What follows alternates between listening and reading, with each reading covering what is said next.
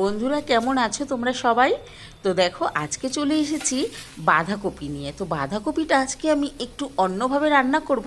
এইভাবে রান্না করলে কিন্তু বাঁধাকপিতে দারুণ টেস্ট হয় এবং সেই বাঁধাকপি দিয়ে ভাত, রুটি, পরোটা খেতে কিন্তু অসাধারণ লাগে।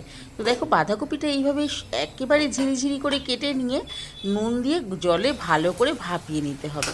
ভালো করে ভাপিয়ে নিলে কিন্তু রান্নাটা খুবই সুন্দর হয়। তারপরে বাঁধাকপিটা সেদ্ধ হয়ে গেলে জলটা ঝরিয়ে নেবে। তারপরে দিয়ে দেবে কড়াইতে একটু তেল। এবারে প্রথমে আমি টুকরো করে রাখা দুটো আলু নিয়ে নিয়েছি। দুটো আলুকে একটু নুন আর হলুদ দিয়ে সুন্দরভাবে লাল করে ভেজে নেবো আলুটা। বন্ধুরা তোমরা কোথা থেকে আমার ভিডিওটা দেখছো রান্নার, কিন্তু অবশ্যই কিন্তু আমাকে প্লিজ কমেন্ট করে জানিও তোমরা কে কোথা থেকে আমার ভিডিওটা দেখছো। আর ভালো লাগলে বন্ধুরা অবশ্যই লাইক, কমেন্ট আর তোমার কাছের বন্ধুদের কাছে শেয়ার করার অনুরোধ রইল। আর বন্ধুরা নতুন যদি আমার ভিডিও দেখে থাকো তোমরা আমার চ্যানেলে, তাহলে অবশ্যই এরকম রেসিপি পেতে আমার চ্যানেলটিকে প্লিজ একবার সাবস্ক্রাইব করে রেখো। আলুটাকে আমি সুন্দর করে একদম লাল করে কিন্তু ভেজে নিয়ে তারপরে তুলে নেব। দেখো আলু ভাজাটা আমার হয়ে গেছে। এবার আমি আলুটাকে তুলে নিচ্ছি। তুলে নিয়ে ওই একই তেলে আমি এবার দিয়ে দেবো একটা শুকনো লঙ্কা, একটা তেজপাতা আর একটুখানি সামান্য জিরে দিয়ে ফোড়নটা ভাজা হলে এর মধ্যে আমি দিয়ে দেবো ছোট ছোট দুটো টমেটো কুচি।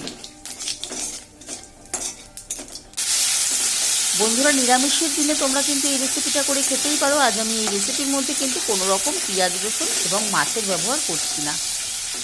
এবার এর মধ্যে দিয়ে দেবো আদা, জিরে আর লঙ্কা বাটা। একেবারে নিরামিষভাবে রান্না করছি। আর নিরামিষের দিনে শনিবার যারা যারা যেদিন নিরামিষ খাও অবশ্যই কিন্তু এটা কিন্তু করে খেতেই পারো। দিয়ে দিলাম হলুদ আর নুন, আর একটু কালারের জন্য দেবো এর মধ্যে কাশ্মীরি লঙ্কার গুঁড়ো। ভালোভাবে মশলাটা কষানো হয়ে গেলে দিয়ে দেবো ভেজে রাখা আলুর টুকরোগুলো। আলুটা দিয়ে এবার সুন্দর করে কষিয়ে নেব যতক্ষণে মশলাটা থেকে একদম তেল ছেড়ে না আসে। অসাধারণ লাগে এই রেসিপি খেতে। আর বাঁধাকপি, ভাপিয়ে রাখা বাঁধাকপিটা এবার আমি দিয়ে দিচ্ছি। দিয়ে ভালো করে মিশিয়ে নিতে হবে। একদম ভালো করে মিশিয়ে খানিকক্ষণ একটু রান্না করে নিতে হবে।